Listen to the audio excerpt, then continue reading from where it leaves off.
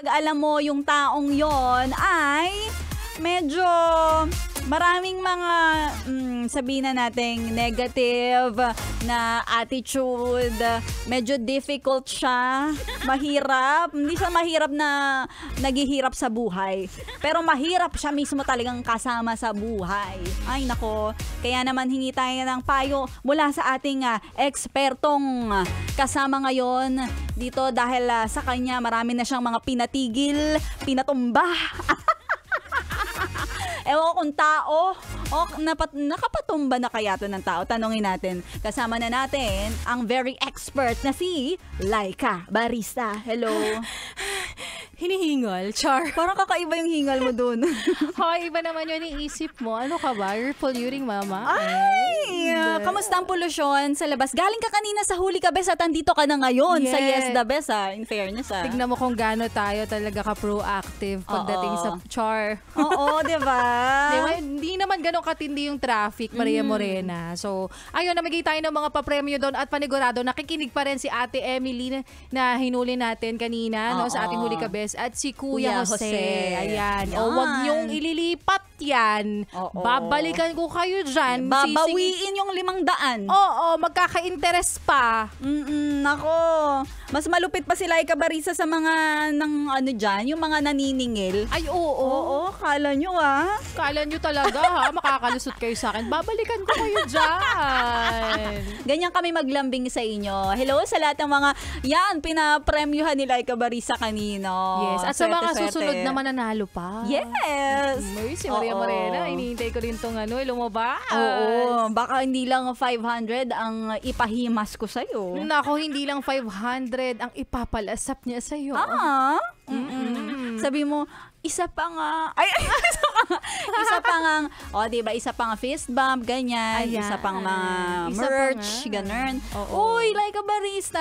Napag-usapan kanina kasi yung song ni Grace Note. Ng Grace Note, yung tigil na natin to. Yung mga, like, yung sa relationship, ititigil ba natin kapag marami ng talagang red flags, talagang wala ng pag-asa. Ay, oo, dapat lang. Kaya nga may tinatawag tayong second chance and third chance. Ay, wow! Taray, may third chance pa. Oo, may mga ilang nagbibigay talaga ng Ikaw, third chance. nagbigay ka? Hindi ako. Ay! May kilala ko na nagbigay ng third chance pero umulit pa ulit siya. Ay. Pero maiba naman tayo.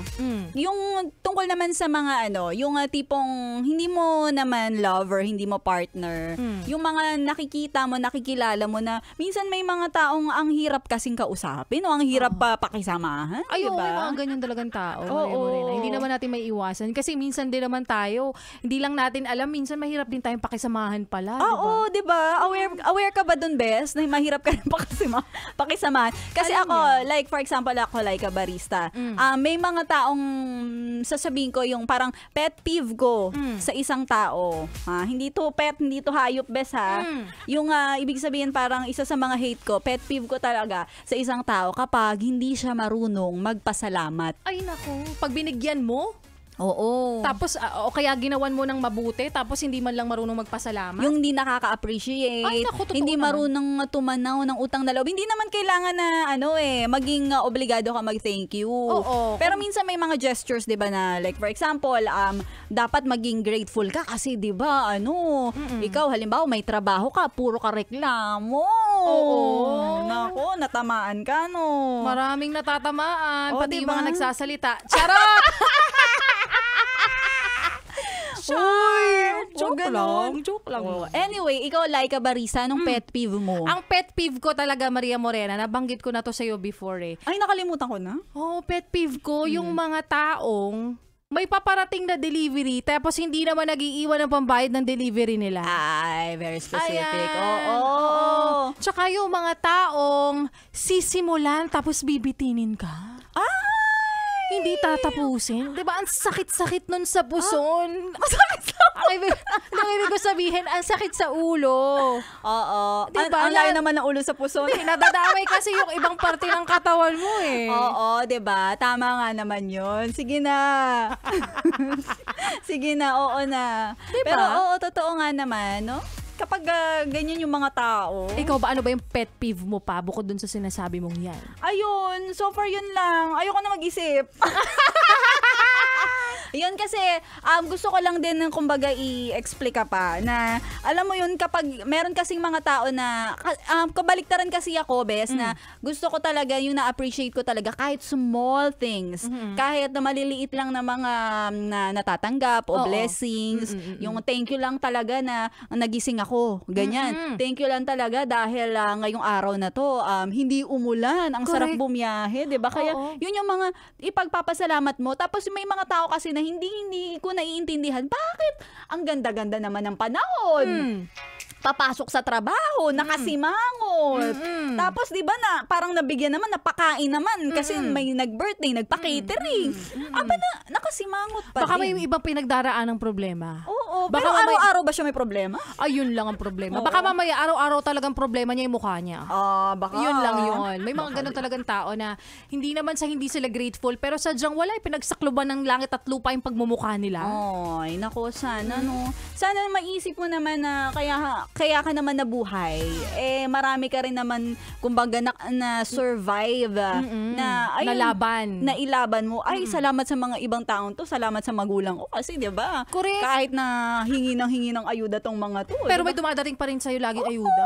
Di ba totoo yun? Kapag tumutulong ka, tapos magugulat ka na lang, hala, may paparating pa.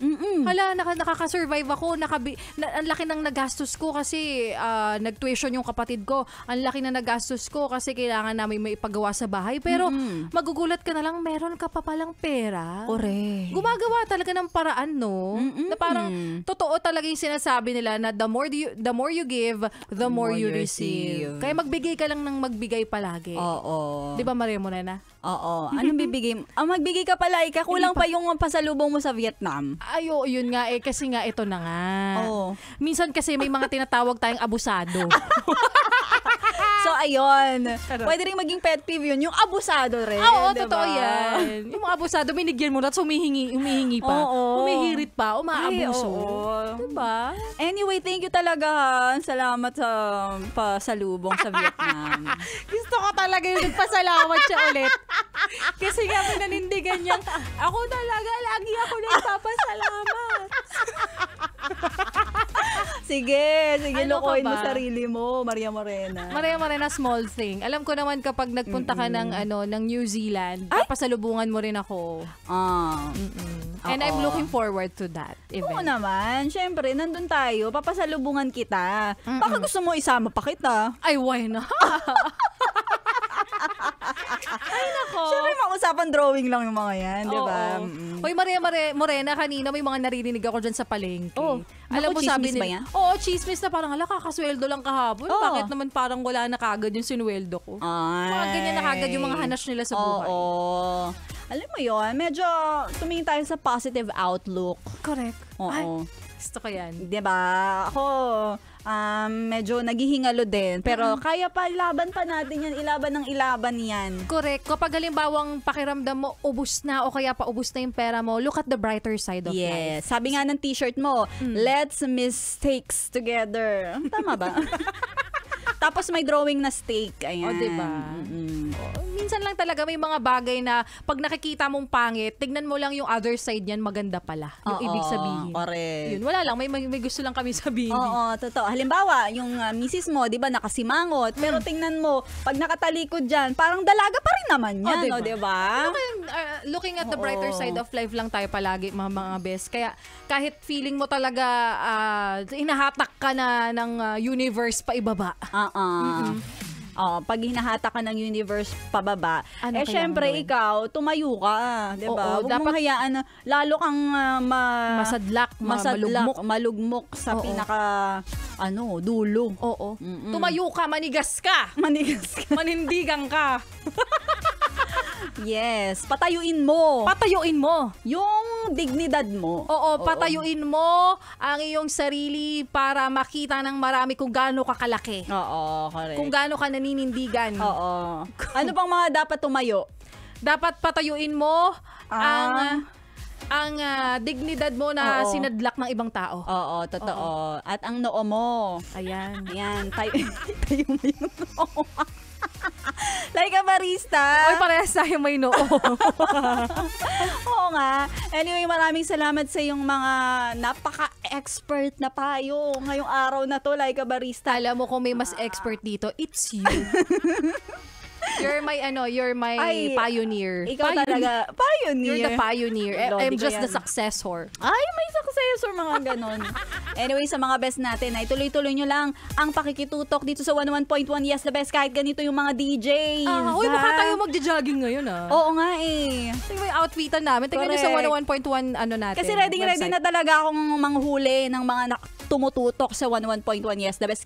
Gusto ko nang lumabas like a barista. Go lang! Gigil na ako. Go Maria Morena, gigilan mo na yan. Kurutin mo na sila at makinig sa 101. Abangan nyo talaga. Magpapamigay pa tayo. Weekly yan. Araw-araw pa nga. Gusto mo kung araw-araw eh. Kaso lang, bes eh. Gusto rin namin yun. Pero, let's see. Tsaka parang, pagpahingin nyo naman kami. Charot. Tama. Sa mga best natin, eto na. Susunod na. Susunod na! Ang inyong napakagandang DJ. Oo. Diba? Hindi pa yan masyadong nag-effort. Ang ganda pa rin talaga. Ang ganda-ganda. Like a barista, susunod na. Susunod na. Bye mga best.